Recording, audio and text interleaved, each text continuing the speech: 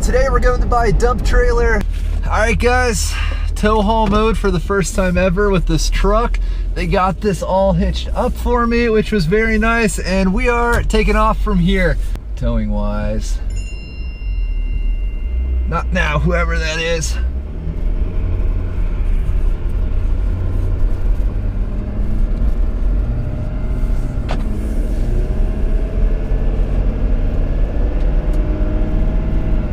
Go around me, person.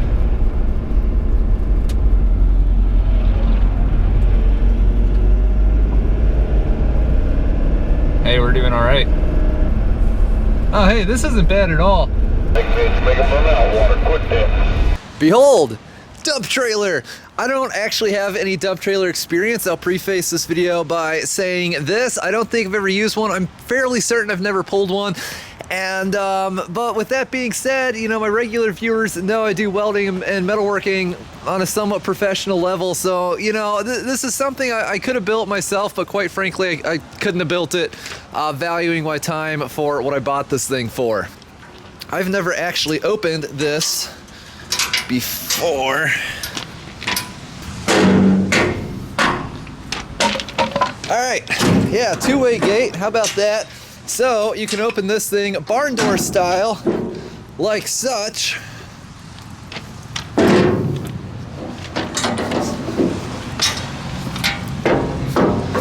Look at these nice forged parts. This is the kind of thing you can't really build yourself. Yeah, you have to buy parts like that, and that kind of takes away from the advantage of building it yourself. We've got some fairly large 8-lug wheels, of course. These are 16-inch thingamajiggers. I don't know how many plies, I'm too lazy to read that. One of the other cool things about this trailer is it came with a tarp. The PJs I was looking at only came with mounts for the tarp. With this one, you get the tarp itself. I think this is the same cord that some people show off bending in cool weather. I mean, it's December here where I live and it's like 60 degrees right now, so not that big of a deal for me, but I'm still glad that that's here.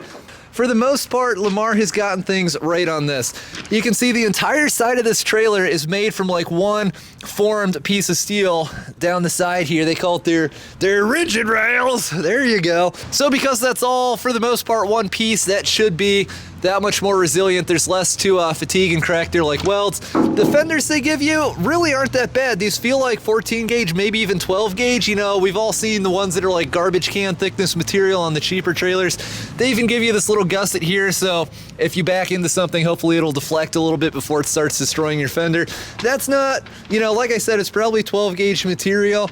It's on the high side of what's considered normal. The hinge system that they give you down here, it seems like there's a little bit of tiny bit more tension on these wires than I might like, but the hinge system, it seems really nice. You know, you got your piece of I-beam here. They put this plate on the back of it to evenly distribute the force of the hinge down, and they even give you this gigantic piece of tube here, which I kind of wish they capped off because that's going to fill up with like bugs and stuff. But they give you that as well to kind of distribute the force of this hinge. Standard slipper spring suspension, and then some little things that, well, if they were going to cut corners, they probably wouldn't have done, like put this brace in here between the fenders.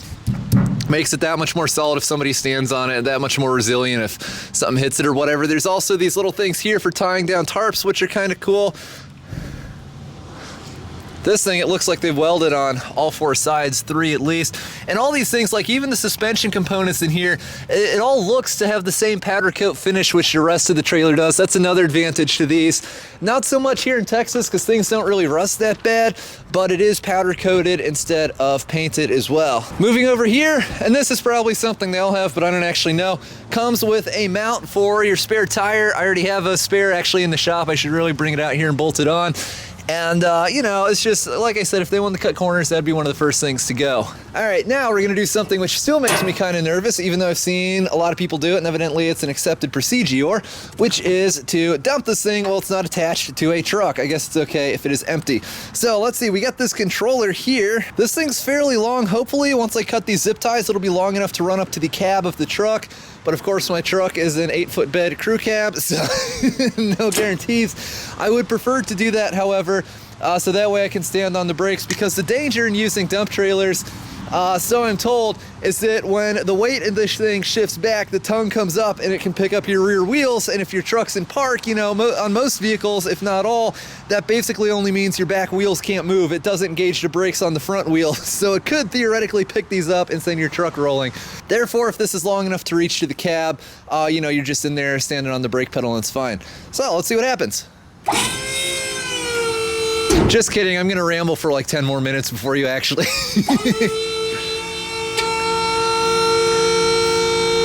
I feel like the dump truck I owned went up a little faster, but this is electric, of course. It does seem pretty smooth.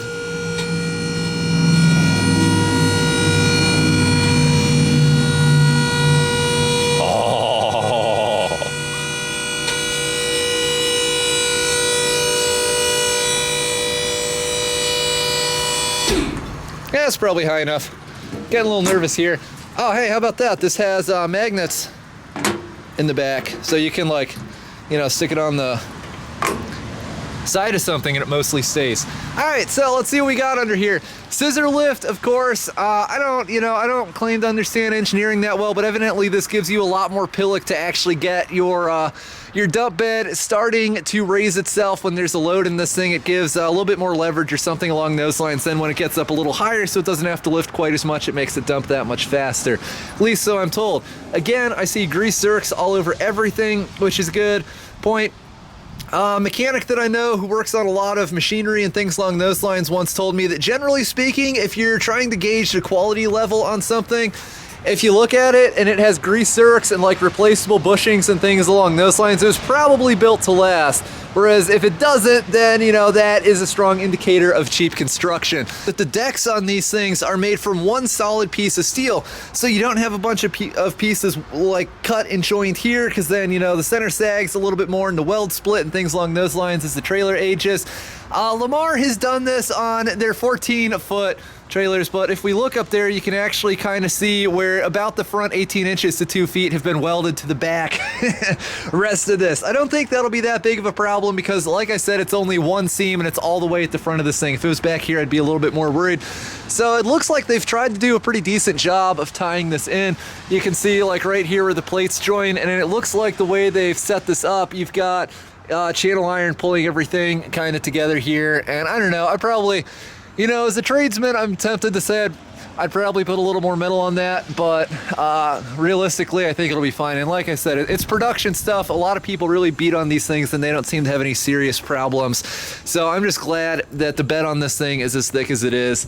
And I think it'll probably be good. So looking at this as someone who actually welds professionally, has been to trade school for it and then in the field for however many years, I will say that I think this is a properly built trailer. There is one thing that I probably would have done a little bit differently.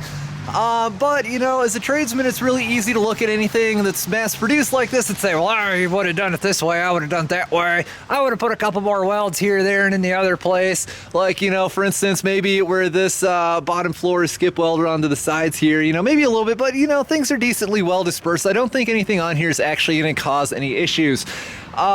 To Lamar's credit, I will say it looks like they've sourced some very nice components to build this trailer with. These are what appear to be the same Chinese wheels everybody uses, but honestly, they're fine. I've got a bunch of them. I've never had a problem with them. The axles, already hit on that a little bit. Fenders, well, like I said, probably 12 gauge or so. High side of average, definitely nicer than some. Thicker floor than a lot of places use. Plus, they give you the good pump. A supposedly a pretty good wiring harness.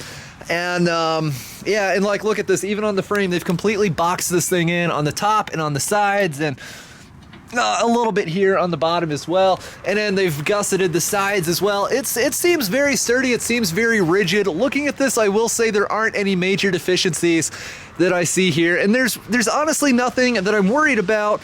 But there is one thing I'm going to change, and that is this front coupler here. You can see this weld. It's a little bit on the concave side, and I realize this only has to support, what, 20% or whatever at most under normal conditions of trailer weight. So I think I can do that. You know, they welded it on the top end.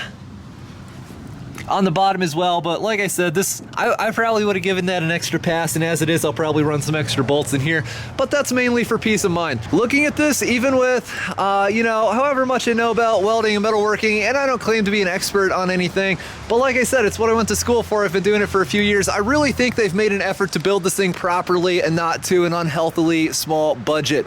So for whatever it's worth to you, there's my adventure. Here's my first looking over this thing review. I'm really excited about it. Like I said, no regrets. Can't think of anything else I would have purchased. And I guess now all we have to do is put some miles on it. Once I've owned this thing for a few years, I'll try to get around to creating an updated review at some point as well. So I hope you guys have enjoyed the video. As always, thanks for watching. Don't forget to rate, comment, and subscribe for more.